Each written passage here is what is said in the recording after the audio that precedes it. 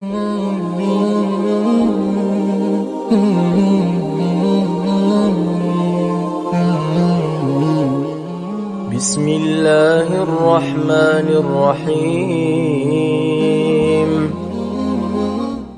Assalamualaikum warahmatullahi wabarakatuh. Waalaikumsalam warahmatullahi wabarakatuh. Bismillahirrahmanirrahim. Alhamdulillahi rabbil alamin. Wal aqibatu lil muttaqin. Wala udwana illa 'alal zalimin. Wassalatu wassalamu ala asyrafil anbiya'i wal mursalin. Imamil muttaqin. Sayyidil ghurril muhajjalin. Wa ala alihi wa ashabihil mujahidin at-tahirin. Amma ba'du. Saudara-saudara kaum muslimin rahimakumullah. Nabi Musa alaihi salam adalah salah seorang nabi yang termasuk di dalam kelompok ulul azmi, 5 di antara yang terbesar. Beliau mendapat gelar kalimullah, artinya rasul yang pernah diajak dialog langsung oleh Allah subhanahu wa ta'ala. Seperti yang kita maklum bahwa di zaman Nabi Yusuf alaihi salam, beliau membawa serta seluruh keluarganya untuk tinggal di Mesir. Maka berkembang biaklah keturunan Bani Israel di tanah Mesir. Sampai di zaman pemerintahan Ramses II yang merasa khawatir dengan semakin banyaknya keturunan Bani Israel di Mesir akan menghancurkan kekuasaan daripada kerajaannya. Ramses II inilah yang kita kenal sebagai Fir'aun di zaman Nabi Musa alaihi salam. Maka terjadilah kemudian kebijaksanaan yang tidak bijaksana. Orang-orang tua dari Bani Israel dikerjakan secara paksa, membangun bangunan-bangunan mercusuar. Kemudian bayi-bayi dari Bani Israel dibunuh. Orang tuanya disuruh kerja paksa, bayi laki-lakinya dibunuh.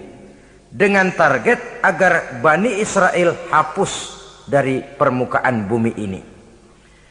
Tetapi kehendak Allah pasti juga akan terjadi. Maka lahirlah Nabi Musa alaihi salam, yang kelahirannya disembunyikan oleh orang tuanya dari pengetahuan umum. Namun bagaimanapun disembunyikan, kekhawatiran itu datang juga di hati ibu Nabi Musa alaihi salam. Allah kemudian memberikan ilham kepada ibu daripada Nabi Musa, masukkan anakmu ke dalam satu peti, hanyutkan di sungai Nil. Itu dilakukan oleh ibu Nabi Musa alaihi salam. Dimasukkannya bayi Musa ini ke dalam peti, ditutup rapat, dihanyutkan di sungai Nil. Kemudian ibu tadi memerintahkan saudara perempuannya untuk mengikuti kemana peti ini hanyut di bawah arus sungai Nil. Adapun peti ini kemudian hanyut dibawa oleh arus sungai Nil, memasuki istana Fir'aun. Maka permaisuri atau istri daripada Fir'aun melihat peti hanyut itu, diperintahkan tentaranya untuk mengambil peti tadi. Manakala peti terbuka, berisi seorang bayi laki-laki yang sangat mungil, sangat gembiralah istri daripada Fir'aun. Diusulkannya kepada suaminya agar bayi laki-laki tadi diambil saja, dijadikan sebagai anak angkat, dipelihara dan dibesarkan dalam istana. Fir'aun menerima usul daripada istrinya. Maka sejak saat itu dijaga, dipelihara dan dibesarkanlah Nabi Musa alaihi salam di lingkungan istana Fir'aun laknatullah alaih. Begitulah ia memasuki masa remajanya, tumbuh sebagai anak angkat daripada Fir'aun dengan segala fasilitas yang serba cukup di dalam istana Fir'aun. Sampai pada masanya di mana ia kemudian menyadari bahwa ia sebenarnya bukan dari keturunan orang-orang Mesir, tapi berasal dari keturunan Bani Israel. Sehingga satu hari ketika ia keluar dari istana, ia bertemu dengan orang yang sedang bertengkar. Satu dari keturunan Bani Israel, satu lagi dari orang Mesir. Musa membantu orang Israel ini melerai perkelahian, tapi kemudian Nabi Musa memukul orang Mesir tadi, dan memang hebat, sekali pukul mati. Saudara-saudara, tidak sengaja Nabi Musa itu hanya memukul, memberikan peringatan, tapi mati. Ini disembunyikan oleh Nabi Musa, tapi bagaimanapun disembunyikannya, akhirnya toh tahu. Apalagi Fir'aun sejak awal memang sudah mendapat firasat. Jangan-jangan inilah yang banyak diramalkan oleh dukun-dukunku, ahli nujum di istanaku, bahwa akan lahir seorang anak laki-laki dari keturunan Bani Israel yang akan menghancurkan kekuasaanku, memusnahkan kerajaanku. Jangan-jangan ini orangnya. Sejak hari pertama menemukan bayi Musa, Fir'aun sudah punya firasat ke arah itu. Tapi karena kalah oleh desakan istrinya, maka diterimalah Musa untuk dibesarkan di dalam lingkungan istana. Sehingga akhirnya oleh karena perasaan bersalah ini, Nabi Musa melarikan diri. Melarikan diri dari istana Fir'aun setelah nyata-nyata bahwa dia memang keturunan Bani Israel. Melarikan dirilah Nabi Musa alaihi salam keluar dari Mesir menuju negeri Madian. Di dalam pengembaraannya, saudara-saudara, di satu lembah, Nabi Musa ketika itu belum menjadi nabi. Pemuda Musa ketika itu sedang beristirahat. Dari kejauhan dilihatnya orang sedang berdesak-desakan. Rupanya adalah pengembala-pengembala kambing yang akan mengambil air dari dalam sumur. Mereka berdesak-desakan, berebut karena sumur cuma satu, yang ngambil air kelewat banyak. Di antara desakan-desakan orang itu, Nabi Musa melihat dua orang wanita kakak beradik minggir saja, tidak ikut berdesak-desakan. Nabi Musa menghampiri dua wanita tadi. Kamu sedang apa di sini? Kami sebenarnya ingin mengambil air. Kenapa tidak ikut berdesak-desakan? Itulah soalnya. Mereka laki-laki semua, gagah perkasa pula.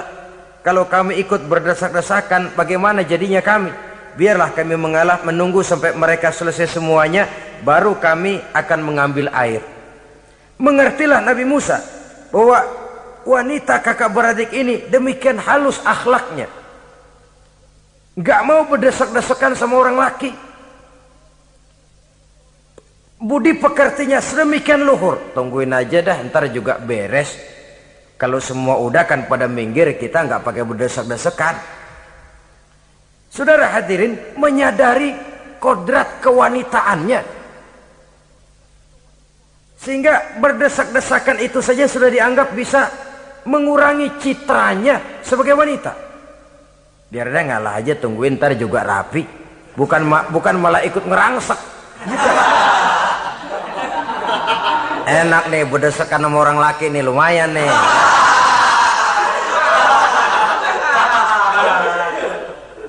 Sepintas itu saja sudah cukup bagi Nabi Musa, pemuda Musa, untuk menilai akhlak daripada wanita itu tadi. Oh, kalau kamu nunggu begini aja lama, kata Nabi Musa. Sudah, sini saya tolongin. Diambil embernya, Nabi Musa ikut berdesakan. Karena Nabi Musa memang kuat badannya, gak lama sudah dapat air. Sodorkan ke sana. Si wanita segera tahu bahwa pemuda ini begitu baik budi pekertinya, mau menolong orang yang dalam kesusahan. Akhirnya, bagaimana kalau kamu ikut saja ke rumah saya? Bapak saya sudah tua, senang hatinya kalau kamu ikut ke rumah, kenalan sama bapak saya. Ayolah, ayolah, berangkatlah. Dalam perjalanan, si wanita ini berjalan duluan, Nabi Musa di belakang. Kemudian Nabi Musa bilang, sebentar, saya duluan, kamu belakangan. Kenapa rupanya? Angin nakal bertiup menghembus pakaian si wanita, sehingga memberikan gambaran yang agak jelas tentang warna bentuk postur badan si wanita itu tadi. Sekarang Musa yang menunjukkan budi pekerti yang luhur. Gak mentang-mentang ditiup angin. Nah, mumpung nih.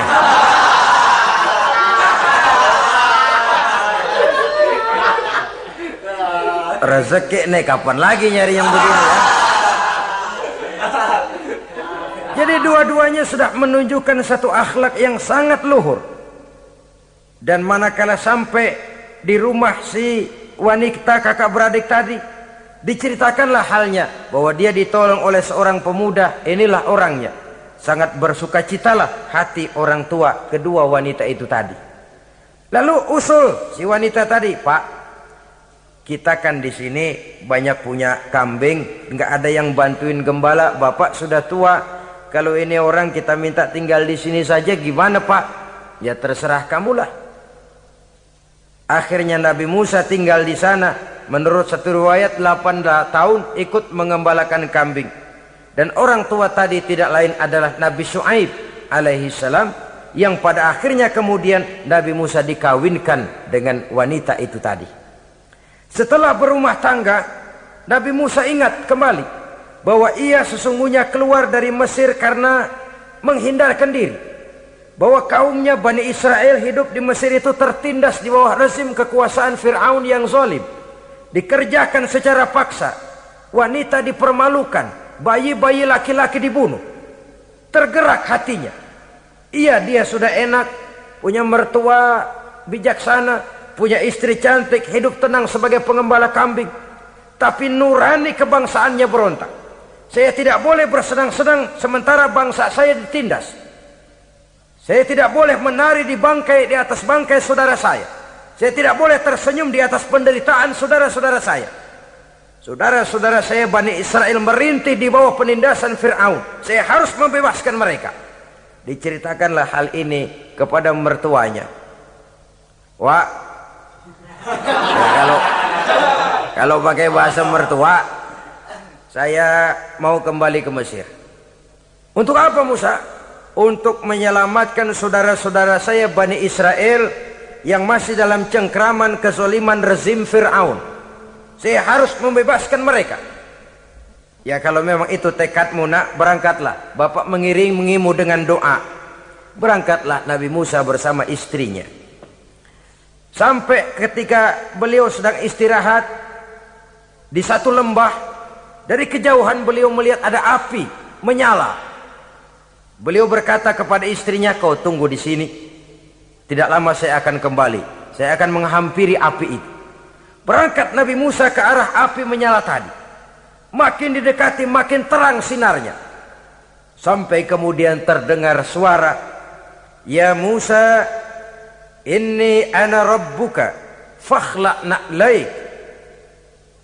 Innaka bil wadil muqaddasi tuwa wa ana akhtartuka fastami' lima yuha. Wahai Musa, akulah Tuhanmu, bukalah terompahmu. Sesungguhnya engkau berada di satu lembah yang disucikan bernama lembah tua. Aku telah memilihmu Musa, dan sekarang dengarlah apa yang diwahyukan kepadamu.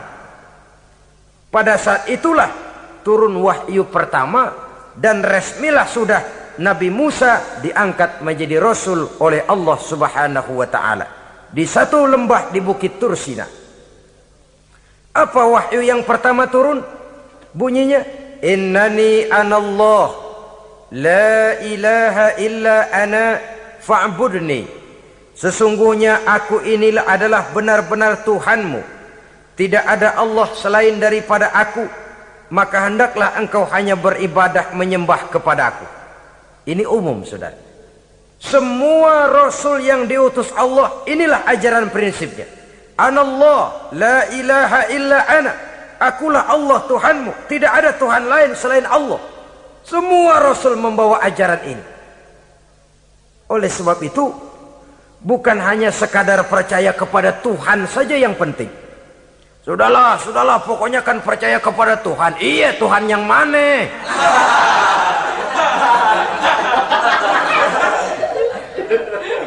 Sebab kalau sekadar percaya kepada Tuhan, rasanya semua agama percaya kepada Tuhan. Begitulah orang Hindu percaya kepada Tuhan, tapi Tuhan menurut mereka Trimurti, Wisnu, Siwa, Brahma. Orang Buddha percaya kepada Tuhan, tapi Tuhan dalam pandangan mereka ada Tuhan kecil Hinayana, ada Tuhan besar Mahayana. Orang Majusi juga percaya kepada Tuhan, tapi Tuhan dalam pandangan mereka ada Tuhan kebaikan namanya Ahriman, ada Tuhan kejahatan namanya Ahura Mazda. Orang Nasrani juga percaya kepada Tuhan, tapi Tuhan kata mereka dalam bentuk Trinitas. Tuhan Anak, Tuhan Bapa, Ruhul Kudus. Ini semua Tuhan dalam pandangan mereka. Jadi kalau sekadar percaya kepada Tuhan, percaya kepada Tuhan, percaya kepada Tuhan, Tuhan yang mana? Itu yang prinsip. Itu yang prinsip. Sebab salah kita dalam mempercayai Tuhan, kita akan terjebak ke dalam penyakit kalau tidak kufur, syirik. Dan dua-dua itu bapak moyangnya dosa. Sebab itu Islam menyelamatkan kita masyarakat manusia. Ya ayyuhan nasu ubudu rabbakumul ladzi khalaqakum. Hai manusia, Tuhanmu yang perlu kamu sembah itu hanyalah Tuhan yang telah menciptakan kamu. Dan itu tidak lain adalah Allah yang lam yalid walam yulad walam yakul lahu kufuwan ahad, yang laisa kamislihi syai'un. Ia tidak beranak, ia tidak diperanakkan, dan ia tidak bisa diserupakan dengan apapun. Dialah Allah itu. Begitu wahyu yang diberikan kepada Adam, kepada Nuh, kepada Ibrahim, kepada Yusuf, bahkan kepada Musa alaihi salam. Innani anallah la ilaha illa ana fa'budni. Akulah Allah Tuhanmu, tidak ada Tuhan lain selain daripada aku Allah, maka kepadakulah kamu hanya menyembah. Ini wahyu yang pertama turun, sudah berisi tauhid. Jadi hakikatnya agama Yahudi, saudara, adalah agama tauhid, agama monoteis, agama yang mengajarkan hanya ada satu Tuhan untuk seluruh alam, dan Tuhan itu adalah Allah subhanahu wa ta'ala. Sebab itu syahadat orang Yahudi bunyinya begini: Shema Yisrael Yahweh Elohenu Yahweh Echad. Nah, ini syahadatnya orang Yahudi. Itu perbedaan bahasa Suryani Ibrani dengan bahasa Arab. Kita Isma itu bahasa Arab, dia Shema. Isma, Shema. Shema Yisrael Yahweh Elohenu Yahweh Echad. Ahad Echad.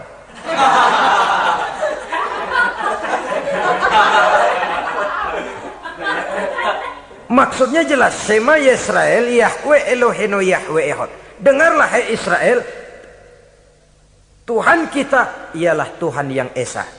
Yahweh kata mereka, Tuhan kita ialah Tuhan yang Esa. Esa tunggal, tidak beranak, tidak diperanakan. Kalau masih beranak, masih diperanakan, jangan Esa disebut, sebab dia masih berbilang. Dan maha suci Allah daripada sifat berbilang. Jadi asas dari seluruh misi yang dibawa oleh Rasul yang 25 itu sama, tauhid inti ajarannya. Setelah tauhid, wa aqimis sholata li dzikri, dan dirikanlah solat untuk mengingat aku. Jadi solat pun diwajibkan kepada Nabi Musa. Cuma teknisnya yang berbeda. Bagaimana solat di zaman Nabi Musa, bagaimana solat di zaman Nabi Sulaiman, bagaimana solat di zaman Nabi Muhammad. Prinsipnya sama, solat. Teknisnya yang berbeda. Di zaman Nabi Sulaiman, konon solat itu tidak pakai ruku, tidak pakai sujud, diri saja. Makanya Nabi Sulaiman itu menurut riwayat meninggalnya dalam posisi berdiri. Artinya apa? Dalam keadaan solat beliau itu. Bukan diri ngejedek kayak kita nungguin bus, bukan.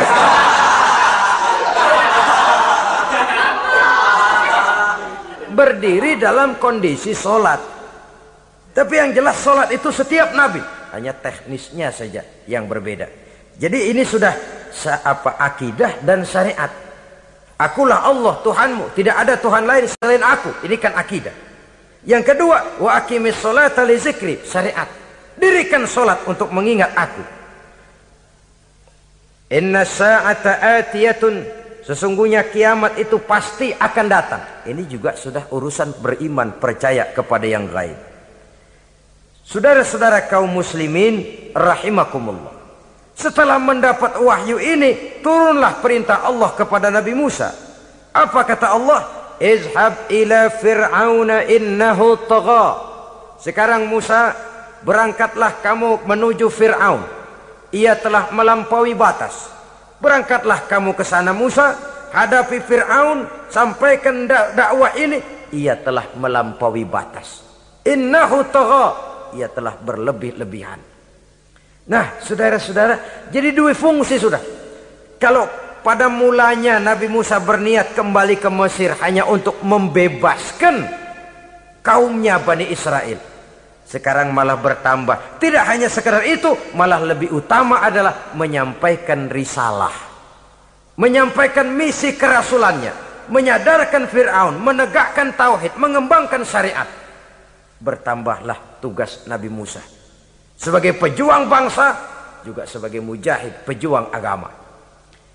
Pada mulanya sebagai pejuang bangsa tuh. Artinya Nabi Musa ini kembali kepada Fir'aun di Mesir, tujuannya tadi kan cuma untuk membebaskan Bani Israel kaumnya. Ini pejuang bangsa. Tapi di tengah jalan ia mendapat wahyu. Berangkat kau kepada Fir'aun, innahu tagha, ia telah melampaui batas. Sadarkan dirinya, canangkan tauhid, sampaikan syariat. Bertambahlah tugasnya. Lebih daripada sekedar pejuang bangsa, ia juga pejuang agama, pejuang tauhid. Dwi fungsi. Kadang-kadang ada pejuang agama tapi tidak pejuang bangsa. Kadang-kadang ada pejuang bangsa tapi tidak pejuang agama. Nah, saudara-saudara kaum muslimin rahimakumullah, idealnya ya kedua-duanya. Ya pejuang agama, ya pejuang bangsa juga. Mendapat tugas seperti ini, apa permohonan Nabi Musa alaihi salam? Beliau berkata, qala rabbi shrah li sadri wa yassir li amri wahlul 'uqdatam min lisani yafqahu qawli waj'al li waziran min ahli Haruna akhi usdud biha uzri.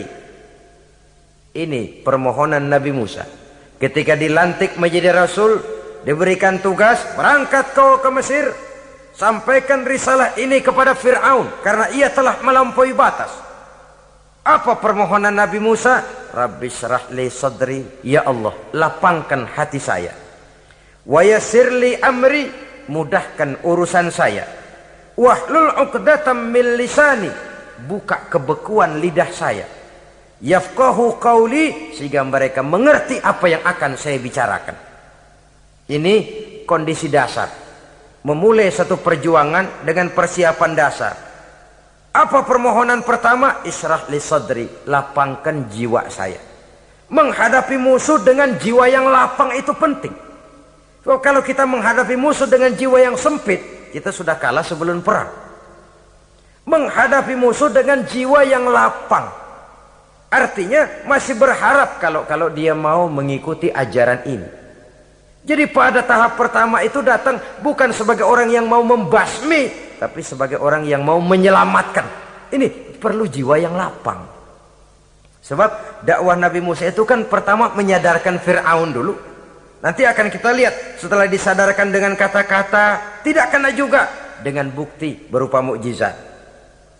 Masih bandel juga. Musa mohon supaya dikirim bencana. Masih nggak mempan juga, habis dah urusan. Jadi ada tahapan sesuai dengan kemungkinan Fir'aun bisa menerima.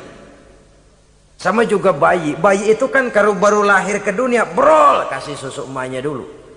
Gedean dikit bubur, gedean lagi nasi ulek dah. Udah gede betul nasi, udah gede banget jengkol jijelin.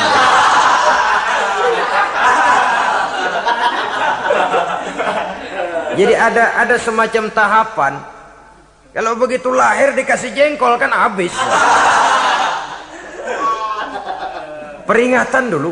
Setelah peringatan bukti berupa mukjizat. Dihadapkan dengan sihir, menang mukjizat.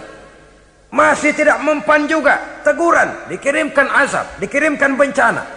Masih tidak mempan juga. Sudah ditenggelamkan oleh Allah di Lautan Merah. Itu akan kita ceritakan kemudian nanti. Jadi apa yang diminta oleh Nabi Musa, ya Allah, lapangkan hati saya menghadapi Fir'aun ini. Fir'aun CS, Fir'aun, Haman, dan lain-lain. Dan jangan lupa Fir'aun itu cuma ya hakikat, tapi juga simbol. Hakikatnya memang ada yang namanya Fir'aun itu. Simbol karena Fir'aun selalu berkembang. Di setiap zaman, di setiap tempat, Fir'aun selalu ada. Cuma liciknya Fir'aun ini kemana dia pindah, ke situ dia ganti nama. Orang sering lupa. Padahal isinya Fir'aun. Namanya bisa Hitler, namanya bisa Mussolini, namanya bisa Stalin. Tapi isinya Fir'aun. Kemana dia tinggal, di situ dia ganti nama. Simbol dari kekuasaan yang terlepas dari kontrol iman. Simbol dari kekuasaan yang menyebabkan orang lupa diri dan lupa daratan. Dan sebenarnya mah Fir'aun mulanya cuman raja tuh. Raja doangan dia. Cuman kelamaan jadi raja, kagak mau turun-turun. Akhirnya dia menganggap tidak ada yang lebih tinggi daripadanya. Apalagi ketika Nabi Musa datang mengajarkan ada Tuhan lain, yaitu ada Tuhan yang sebenarnya, yaitu Allah. Lah Fir'aun sampai kepada puncak kekurang ajarannya, memproklamirkan diri sebagai Tuhan. Ana rabbukumul a'la. Bukan karena kebodohannya sebenarnya, tapi karena gengsi kekuasaannya. Nah ini, gengsi kekuasaan ini sering menyebabkan orang overacting. Fir'aun bukan bodoh, bukan. Fir'aun bukan tidak tahu kalau Musa itu benar, tahu. Fir'aun bukan tidak ngerti kalau itu mukjizat, sihir kalah, tahu. Tapi gengsi kekuasaan. Gua kan raja, masa di depan rakyat tunduk sama Musa? Gengsi dong.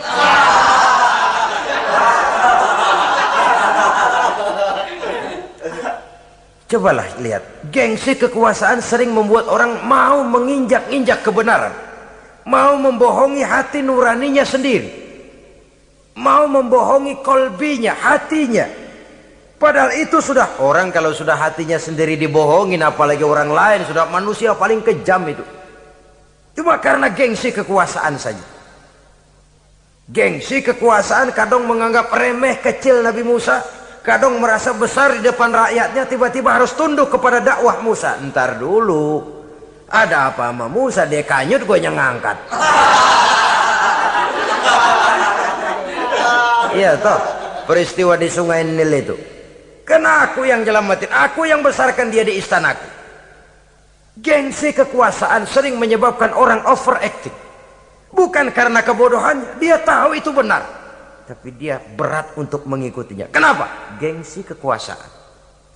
Inilah watak Fir'aun. Oleh sebab itu Nabi Musa minta, ya Allah, lapangkan hati saya menghadapi orang kayak Fir'aun ini.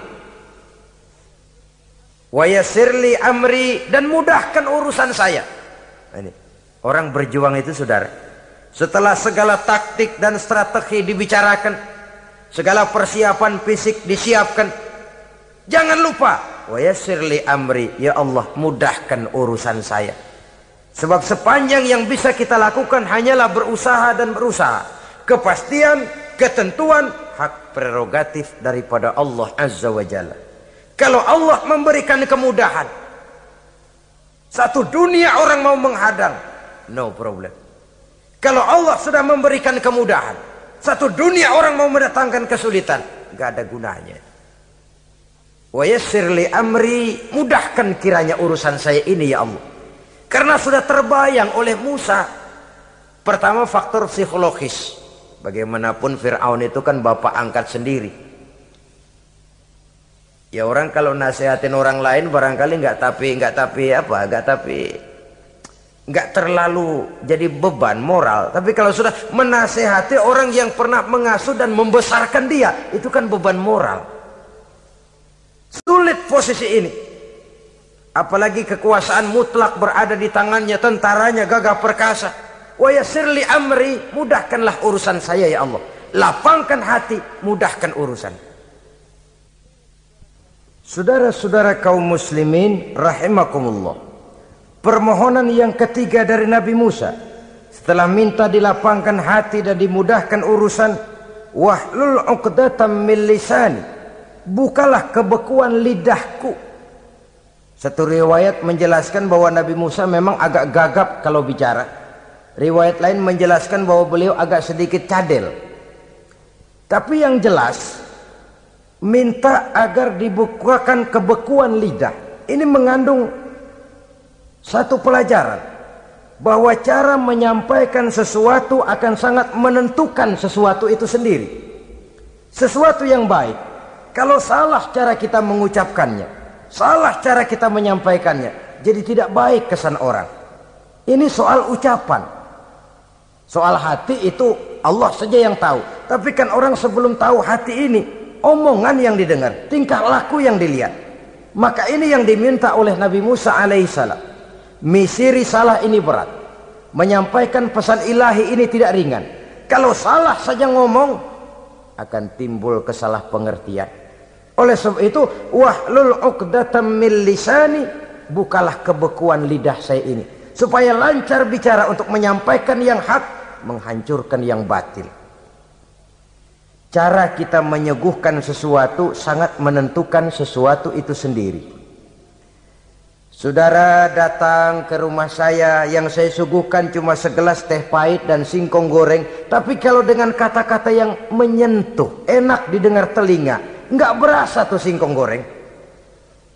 Sebaliknya yang disuguhkan makanan mahal, mewah, lezat, caranya kasar, omongannya nggak enak didengar. Makan dah sikat abis ini, gue tahu lu lapar abis ini.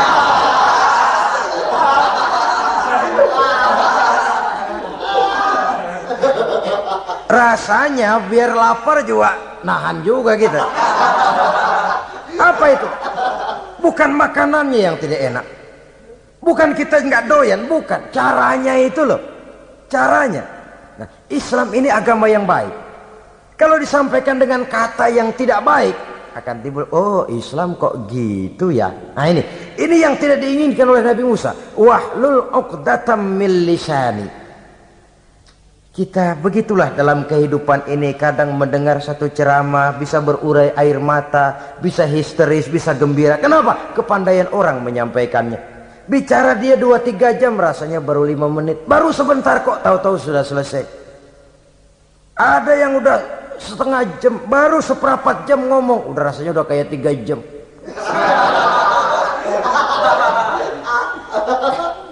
Kita udah berbisikkan, udah dah. Wahlul 'uqdatam min lisani. Targetnya apa? Yafqahu qauli, agar mereka memahami. Tentu lawannya agar mereka tidak salah mengerti, agar mereka tidak salah paham. Sebab kalau misi ini diterima dengan salah paham, dakwah tidak nyambung. Maka ini doa banyak dibaca, diamalkan oleh orang-orang mimbar yang sering pidato. Lapang hati melihat kerumunan orang banyak, tapi nggak dak-dikduk, nggak kena demam mimbar. Udara dingin tapi keringat, baju basah. Saudara hadirin yang saya hormati, lalu permohonan yang selanjutnya daripada Nabi Musa alaihi salam, waj'al li waziran min ahli, dan jadikanlah bagiku seorang pembantu dari keluargaku. Siapa? Haruna akhi, dia tidak lain adalah saudaraku Harun. Usdud biha uzri, akan saya limpahkan kepadanya segala beban-beban yang saya derita. Artinya orang berjuang perlu teman, nggak bisa sendirian. Nggak, bagaimanapun hebatnya kita tetap memerlukan bantuan daripada orang lain. Sendiri memang lebih baik daripada berteman orang jahat. Tapi berdua lebih baik daripada sendiri. Bertiga lebih baik daripada berdua. Makin banyak, makin baik. Untuk satu persoalan yang besar, memerlukan kebersamaan. Begitulah Nabi Musa memberikan contoh. Saya tidak bisa berjuang sendiri. Saya minta dibantu oleh saudara saya Harun. Jadikan dia pembantu saya. Tempat saya membagi suka dan duka dalam perjuangan ini. Tempat saya bercerita, tempat saya mengeluh, tempat saya melarikan persoalan. Sebab beban hati itu akan berkurang kalau kita ada tempat kita bercerita. Nah, saudara-saudara, berangkatlah Nabi Musa ke Mesir. Kemudian mulai menyampaikan dakwahnya kepada Fir'aun laknatullah alaih. Fir'aun mendengar Musa datang kembali. Kemudian terjadilah forum dakwah itu. Apa kata Fir'aun? Musa, kamu kemana saja? Saya pergi ke Madian. Apa yang kamu lakukan? Begini, begini, begitu. Kamu melarikan diri? Pada mulanya iya. Dan sekarang apa maksud kamu datang kembali ke Mesir? Semula saya ingin membebaskan kaum saya Bani Israel. Lalu saya kemudian menerima wahyu dari Allah. Ditugaskan, diperintahkan langsung oleh Allah Sang Maha Komandan untuk datang menemui Tuhan, menyadarkan Tuhan dari kesesatan selama ini. Siapa Allah itu Musa? Allah adalah Tuhan saya dan Tuhan-Tuhan juga dan Tuhan seluruh alam ini. Baru nih Musa, saya baru dengar nih ada yang begini nih. Tuhanlah pakai nggak kelihatan, Tuhanlah cuma satu, yang Tuhannya banyak aja masih kelaparan.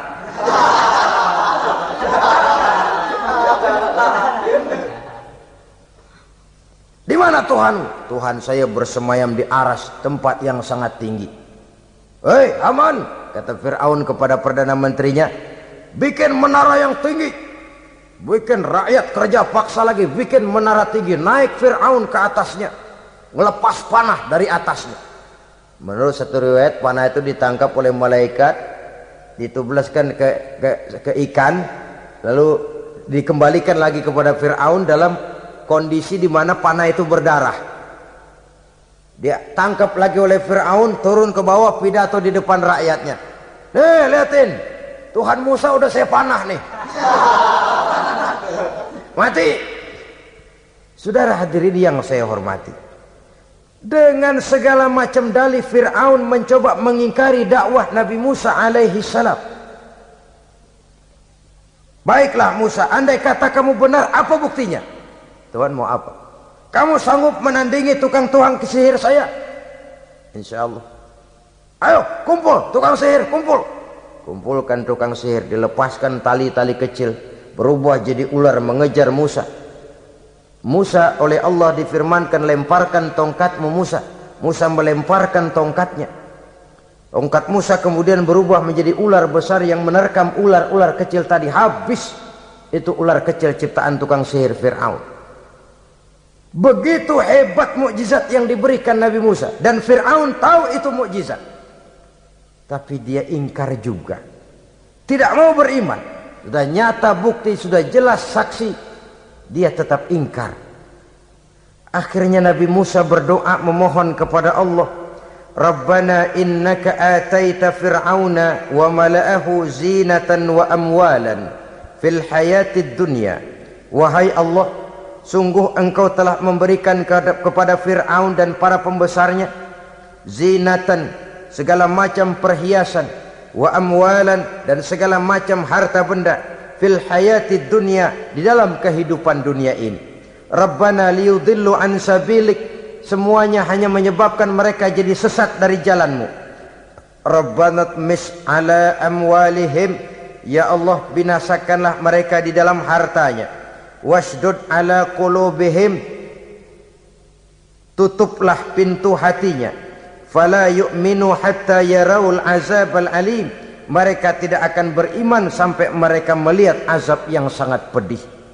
Sudah dibuktikan dakwah baik-baik tidak mempan, bukti berupa mukjizat tidak kena, sampai dikirimkan teguran berupa berbagai macam bencana masih tidak juga beriman. Akhirnya Nabi Musa memutuskan, kalau begitu menyelamatkan kaum dululah. Kaumnya Bani Israel dibebaskan dari perbudakan, dibawa oleh Musa keluar dari Fir'aun, dari Mesir, dikejar oleh Fir'aun. Dalam pengejaran ini sampailah Nabi Musa di tepian Laut Merah. Buntu, depan laut, belakang tentara Fir'aun. Maju kecebur, mundur kepergok musuh, nggak ada pilihan lain. Dalam kondisi seperti ini, Allah subhanahu wa ta'ala berfirman kepada Musa, lemparkan tongkatmu ke laut, hai Musa. Musa melemparkan tongkatnya ke laut. Terjadilah mukjizat. Laut terbelah, jalan muncul ke permukaan laut. Lewat Musa di jalan itu. Fir'aun terus mengejar. Ketika Musa sampai di tepian sebelah sana, Fir'aun masih di tengah jalan. Laut menutup kembali, hilang itu jalanan. Fir'aun dan seluruh tentaranya tenggelam di Lautan Merah. Mati. Pada saat kondisi seperti itulah Fir'aun dalam keadaan menghadapi sakaratul maut, napas cengap-cengap, hampir putus di leher, berkata dia, amantu bi Rabbi Musa wa Harun. Kalau begini mah saya juga percaya dah sama Tuhan. Percaya dah sama Tuhannya Musa dan Tuhannya Harun. Kata malaikat maut, kemarin kemana mas?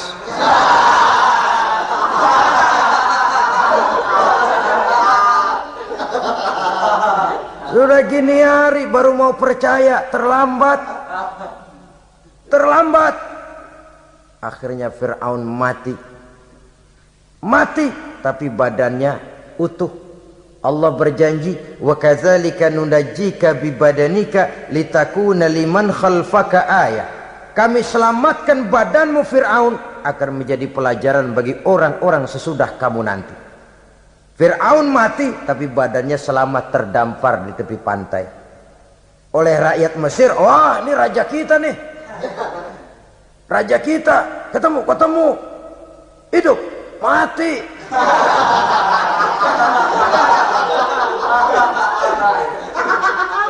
Kemudian sesuai dengan tradisi raja waktu itu, dimumilah badannya, diawetkan, sehingga sampai sekarang jenazah atau jasad daripada Fir'aun ini masih tersimpan dengan baik di museum negara di Mesir itu. Saudara-saudara kaum muslimin rahimakumullah. Jadi satu hal yang bisa kita ambil pelajaran daripada riwayat perjalanan dakwah Nabi Musa ini, bahwa dakwah menyampaikan risalah memang bukan jalan lurus dan licin bertabur bunga di kanan kirinya. Dakwah menyampaikan pesan agama, jalannya berliku, berbelok, menanjak, menurun, banyak onak dan duri di sekelilingnya.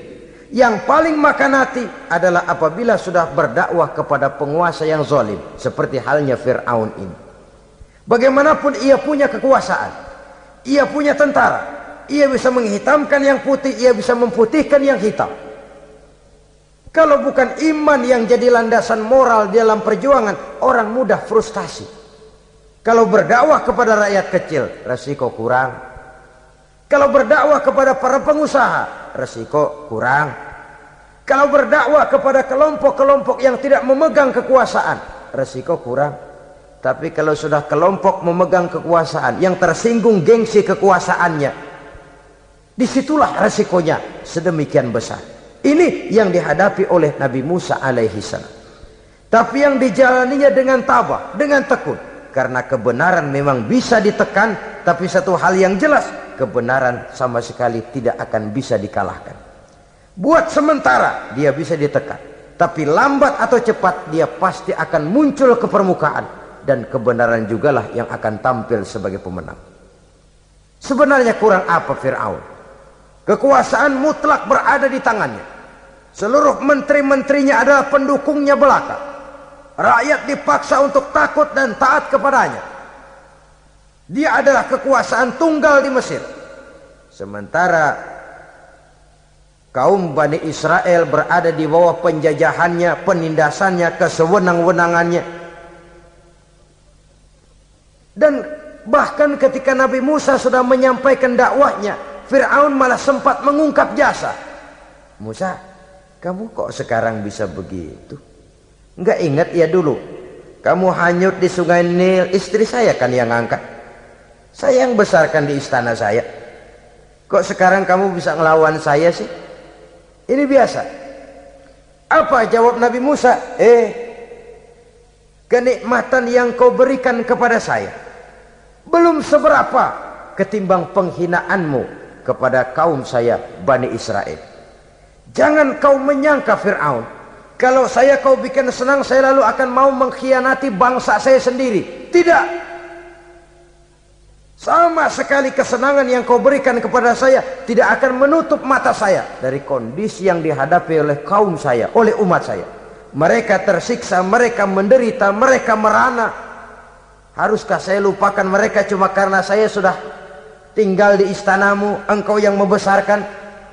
Padahal kau pun membesarkan saya bukan karena kemauanmu. Desakan daripada istrimu. Jangan ngitung-ngitung jasa Fir'aun. Andai katamu jasamu ada kepada saya, belum seberapa ketimbang penghinaanmu kepada bangsa saya Bani Israel. Di situ Nabi Musa menunjukkan sifat nasionalisme yang sangat tinggi, rasa nasionalisme yang sangat mendalam. Kadang-kadang kan orang ya seperti di zaman penjajahan Belanda, karena diangkat jadi tuan tanah, bangsanya sendiri diinjak-injak. Karena diangkat jadi centeng dikit dah, kumis mbaplang dah, bukan main dah. Bangsanya sendiri diinjak-injak. Fir'aun mengingatkan ini. Kalau cara kita, lo gede di sini, makan di sini, segala macam di sini dah. Masa lupa kacang sama kulitnya? Kasarnya mah lu bisa begini nih Musa, nih gue yang rawatin lu. Saya yang menjagamu, mengangkatmu dari sungai Nil. Masa sekarang sudah gede begini kamu mau berhadapan dengan saya? Punya pikiran dong dikit kalau cara kita. Mikir dong, mikir. Dulu lagi kanyu di Nil, siapa yang angkat? Musa tidak membantah. Betul itu Fir'aun, betul. Tapi apalah artinya semua itu ketimbang penghinaan yang engkau berikan kepada bangsa saya? Saya tidak mungkin menari-nari di atas bangkai umat saya. Saya tidak mungkin bersenang-senang di atas penderitaan kaum saya. Dan saya tidak mungkin senyum ceria di atas derita daripada kaum saya. Dengan tidak melupakan jasamu, saya tidak akan merubah pendirian saya. Saya ingin membebaskan penjajahan. Saya ingin membebaskan kaum saya Bani Israel dari belenggu penindasan. Kalau engkau sudah tidak mau mendengar dakwah yang saya sampaikan, tidak mau bertuhan Allah, tidak mau menyembah kepadanya, tetap dengan keangkuhan dan kesombonganmu sekarang ini, okelah, berjalanlah dengan keyakinanmu. Tapi saya harus membebaskan kaum saya Bani Israel. Saudara-saudara kaum muslimin rahimakumullah. Itulah jalan dakwah, jalan menyampaikan risalah agama, risalah Islam. Sekali lagi, bukan jalan lurus bertabur bunga. Tapi agama memberikan ajaran, balighu anni walau ayat. Sampaikan dari aku walaupun cuma sekedar satu ayat saja. Tugas ini memang mulia tapi berat. Tugas ini memang terhormat tapi penuh resiko. Ya kalau menyampaikan asal sekedar menyampaikan, sudahlah, pokoknya nyampein, percaya syukur kagak, udah dah. Bukan cuma sekadar itu, ada semacam tanggung jawab moral. Maka kondisi dasar yang dilakukan oleh Nabi Musa, permohonan yang tadi itu, ya Allah lapangkan hati saya. Jalan ini penuh onak dan duri, berliku, menanjak, menurun. Banyak halangan, tentangan, rintangan, dan fitnahan. Kemudian mudahkan urusan saya. Menentang kekuasaan Fir'aun bukan perkara ringan.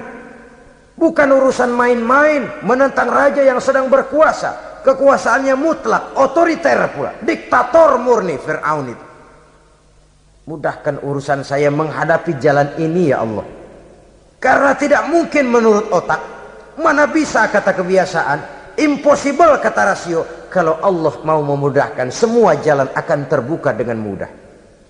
Tapi kalau Allah yang mempersulit, bagaimanapun matangnya perhitungan strategi, taktik, rencana, program, planning, kalau Allah mempersulit, jalan itu akan jadi buntu jadinya. Oleh sebab itu maka persiapan zahir harus diimbangi dengan persiapan batin.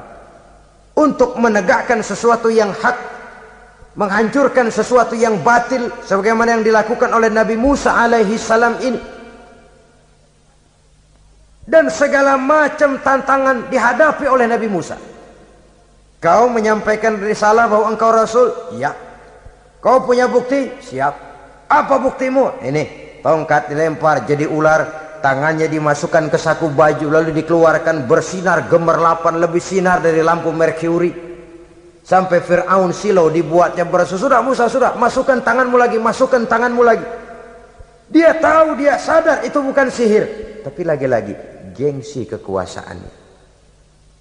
Sehingga pantas kalau Nabi pernah bersabda, afdalul jihad kalimatu haqqin inda imamin jair. Jihad yang paling besar adalah mengucapkan kebenaran di depan penguasa yang zalim. Menyampaikan kebenaran di hadapan penguasa yang zalim. Tapi kan berat, saudara. Sulit. Apalagi kalau belum apa-apa udah ngeri. Udah jangan dah.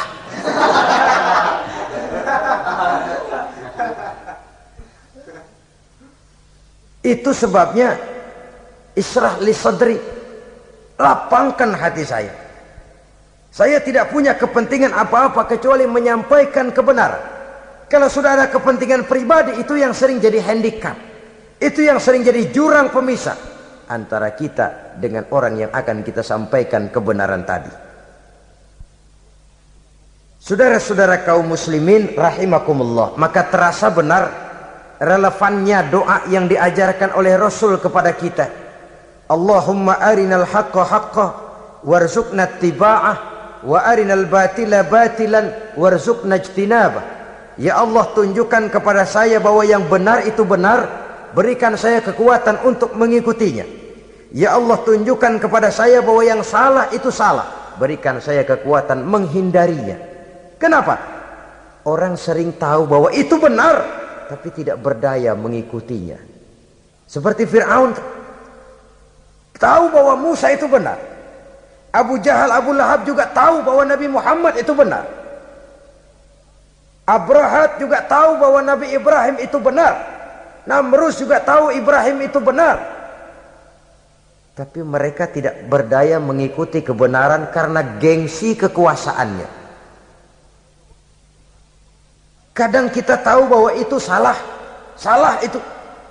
Tapi karena dilakukan oleh orang yang punya kekuasaan, kita lalu tidak berdaya menghindarinya, malah terjebak ikut-ikutan salah, lalu menghibur-hibur diri. Sudahlah, tak ada gading yang tak retak. Bukankah dengan demikian kita sudah melegimitir kesalahan? Tahu bahwa itu benar dan mampu mengikutinya, itu nikmat. Tapi tahu itu benar namun tidak berdaya mengikutinya, itu mendatangkan siksaan batin. Tahu itu salah dan mampu menegur, itu nikmat. Tahu bahwa itu salah tapi larut ikut salah, nimbrung dalam kesalahan, itu mendatangkan tekanan batin. Jadi tahu kebenaran itu penting, tapi terketuk hati mengikuti kebenaran itu jauh lebih penting. Semua kita tahu Islam itu benar, tapi semua yang tahu Islam itu benar maukah mengikuti ajaran Islam? Tidak. Semua orang tahu kalau judi itu batil. Hatta penjudi yang paling kakap pun mesti tahu kalau itu batil, itu tidak baik. Tapi dia tidak berdaya untuk menghindarkannya, terjebak ke dalam penyakit itu tadi. Oleh sebab itu, saudara-saudara kaum muslimin yang saya cintai, tidak ada satu ucapan yang lebih baik. Dalam istilah Quran itu Allah menjelaskan, wa man ahsanu qawlan mimman da'a ila Allah wa amila salihan wa qala innani minal muslimin. Ucapan siapakah yang lebih baik dalam hidup ini selain daripada mimman da'a ila Allah, selain daripada ucapan orang-orang yang menyeru ke jalan Allah, orang-orang yang menyadarkan kepada agama, ini jalan Allah, mari ikuti. Itu jalan setan, mari tinggalkan. Wa amila salihan, tidak cukup sekedar berdakwah mengajak orang ke jalan Allah, dia juga beramal soleh. Dia bangun rumah sakit, dia bangun madrasah, dia bangun masjid, dia makmurkan majelis taklim, dia santuni yatim piatu. Wa qala innani minal muslimin, seraya berkata, saya termasuk orang yang berserah diri kepada Allah. Da'a ila Allah wa amila salihan wa qala innani minal muslimin. Menyerukan manusia ke jalan Allah, beramal soleh, dakwah bil hal kata orang sekarang. Kemudian mereka pada akhirnya berkata, kami adalah sekelompok orang-orang yang sudah berserah diri kepada Allah. Segalanya diserahkan kepada Allah. Lahirlah kedamaian rohani, ketegaran pribadi, ketentraman batin di dalam dia melaksanakan tugasnya. Kalau tidak, maka nanti ya tuh orang kan gua ajak baik-baik nyuruh sembahyang, ngapa gua dimusuhin? Dipikirin, kurus dah. Ampek aja dah. Maka nanti soal orang mau beriman atau tidak itu bukan urusan kita. Tugas kita hanya sekedar penyampai. Tugas Rasul hanya sekedar penyampai. Kalau dakwah sudah disampaikan, metode sudah disusun, pendekatan sudah baik, tapi orang tidak mau beriman, Allahumma inni qad ballaghtu, ya Allah sudah saya sampaikan, ya Allah sudah saya peringatkan, ya Allah sudah saya sampaikan, ya Allah sudah saya tegur. Kalau toh tetap begitu juga, sudah saya sampaikan ya Allah. Di sana kelapangan lalu tumbuh. Jadi dengan kata lain, kita hanya berusaha, hidayah adalah di tangan Allah. Oleh sebab itu, kita ini termasuk yang bersyukur telah mendapat limpahan hidayah ini. Kalau kita lihat Fir'aun CS termasuk Haman, Perdana Menterinya, dan seluruh bala tentaranya, kurang apa? Mereka lihat mukjizat. Mereka saksikan kebesaran Allah. Di dunia juga mereka sudah dikirim bencana, teguran kepada mereka, entah tidak juga beriman. Dan strategi Nabi Musa mula-mula dialog. Diajak ngomong, diajak bicara, diajak mikir, tukar pikiran. Allah itu begini-begini. Oh tidak bisa, iya begini-begitu. Masih tidak percaya juga. Dibuktikan mukjizat, tongkat jadi ular, tangan bisa mengeluarkan sinar. Masih ingkar juga. Keluar doanya nih, doa yang ada dalam surah Yunus ayat 88-89. Rabbana tmis ala amwalihim, ya Allah cukup dah. Seruan sudah disampaikan, peringatan sudah diberikan, mukjizat sudah mereka lihat, tapi nggak juga mau beriman. Buresin aja harta bendanya dah. Habisin dah. Dikasih perhiasan kehidupan dunia. Innaka ataita fir'auna wa mala'ahu zinatan wa amwalan. Dikasih harta, kesenangan dunia, bikin sesat. Habisin aja dah. Wastud ala qulubihim, hatinya empat dah. Udah dipatri, udah nggak mempan apa-apa. Sudahlah ya Allah. Wala yu'minu hatta yaraul azabal alim. Rasanya mereka memang nggak bakalan mau beriman kalau belum melihat azab yang sangat pedih. Dan memang setelah timbul tenggelam, napas mau sekarat, baru beriman. Terlambatlah sudah. Nah, saudara-saudara kaum muslimin rahimakumullah, bagaimana akhir daripada perjalanan Nabi Musa ini, insya Allah akan kita bicarakan pada pertemuan berikutnya. Terima kasih atas perhatian saudara. Mohon maaf atas segala kekurangan. Wassalamualaikum warahmatullahi wabarakatuh.